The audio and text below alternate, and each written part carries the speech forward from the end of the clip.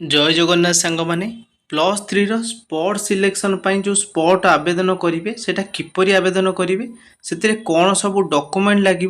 से एवं किपरि सिलेक्शन होता है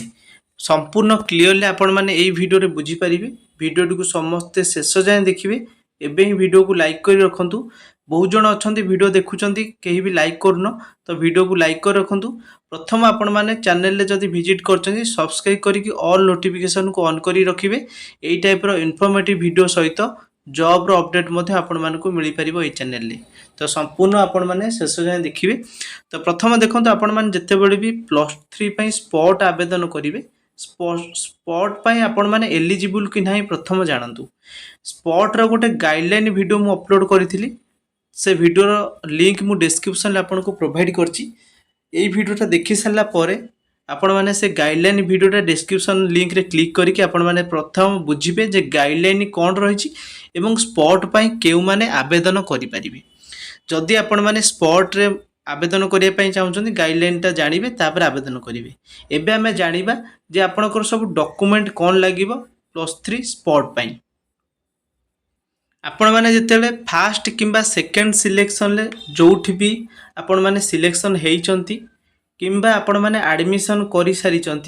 से कॉलेजर किसी एडमिशन रसीद है किंबा इंटीमेशन लेटर को आपण मैंने जाइकी जोठी भी आपण मैंने स्पॉट रे आवेदन करेंगे स्पॉट रे प्रथम आपण मैंने बुझंतु जे स्पॉट रे आपण मैंने आवेदन करिया पई हेले आपण मैंने जो कॉलेज रे सिलेक्शन होइचंदी मन करंतु पांचटा कॉलेज आपण आवेदन करथिले पांचटा जो आवेदन करथिले भितर 4 नंबर कॉलेज रे आपनकर सिलेक्शन होइची ऊपर कॉलेज जो तीनटा रहिला से तीनटा पई ही आपण माने स्पॉट आवेदन करि परिबे आपण आ तळु को आवेदन करि परिबे नाही 10टा कॉलेज आवेदन करचंती बा 10टा कॉलेज काफ रे अप्लाई करथिले काफ जेतेले अप्लाई करथिले हेतरे 10टा कि 15टा जेतेटा भी देथिले जोठी भी आपण मानकर सिलेक्शन आसीची एक नंबर रे एडमिशन करचंती ताहले आपण माने स्पॉट पई एलिजिबल नुवा जदि 3 नंबर रे स्पॉट रे अप्लाई करचंती बा आपनकर एडमिशन कर दैचंती ऊपर को जो कॉलेज रहिला सेही कॉलेज रे ही आपण माने स्पॉट रे आवेदन करि परिबे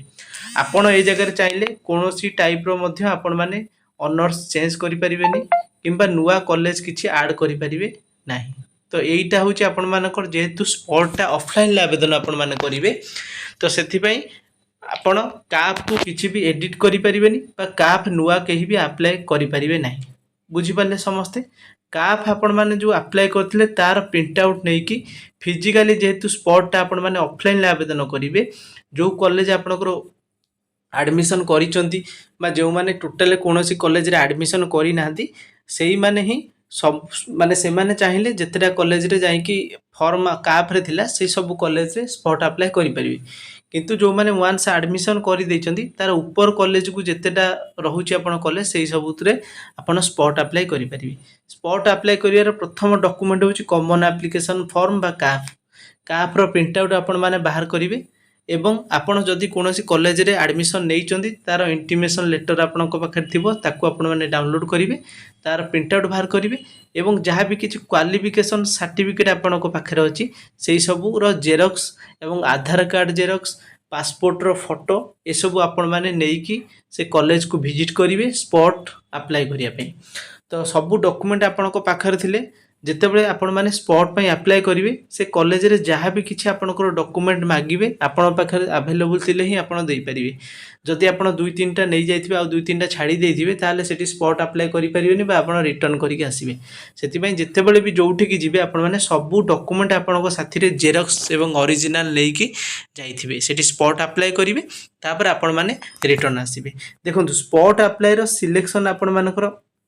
स्पॉट रो डेट जानी रखु 8 तारिख रे ही तार अप्लाई हवा स्टार्ट हो 8 जुलाई रे सेकेंड सिलेक्शन मेरिट लिस्ट बाहर 2 जुलाई रे जदि सेकेंड सिलेक्शन आपनकर मनपसंद कॉलेज आसीगला ताले स्पॉट रो कोनोसी आवश्यकता नहीं अप्लाई करिवारे जदि मनपसंद कॉलेज न मिली आपनको ताले स्पॉट अप्लाई करनेबे जो 8 जुलाई रे स्पॉट अप्लाई आपण माने करिवे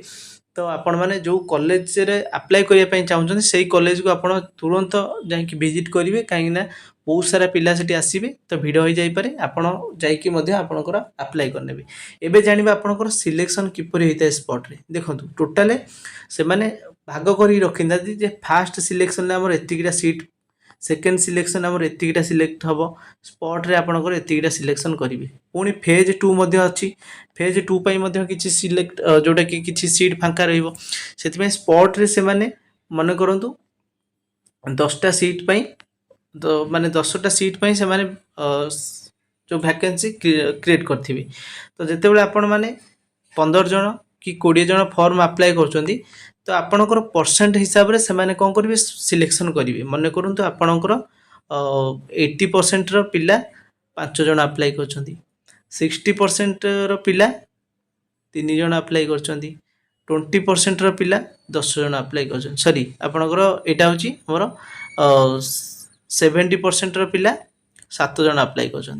तो से मैंने कौन करेंगे प्रथम जो 80% जी रखी सी कटअप प्रथम 80% को बाछे जार अधिक परसेंट अच्छी डाकिबे ये जो 5 जन को सी सिलेक्शन करेंगे ये 5 जन को से माने कॉल करके स्पॉट पाई कॉल जीव कि एसएमएस आपन को जीव जे आपन सिलेक्शन होइचंदी ये 5 जन तांकर सीट थिला 10टा किंतु से 5 जन को सिलेक्ट कले ये 5 जन जदि जाई एडमिशन करि नेले ताले आउ केतेटा सीट फांका रहिला 5टा रहिला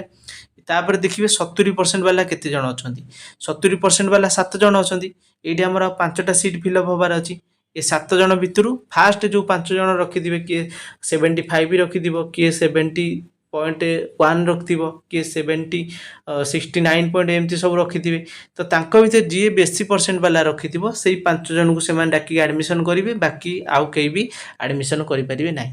तो बुझी पारले केमिति सिलेक्शन हुए प्रथम अधिक परसेंट वाला को फास्ट प्रायोरिटी दिया जाए से माने एडमिशन करेंगे तापर जदि सीट बढ़ला ताठू कम परसेंट पिला को से डाकिबे से स्पॉट रे मध्य आपण मानकर हाई कट ऑफ जीवार चांसेस अच्छी कहीं मन पसंदर कॉलेज क्या मिल न था तो से माने कौन करती ना स्पॉट रे समस्ते प्रायतः जोटा कि एडमिशन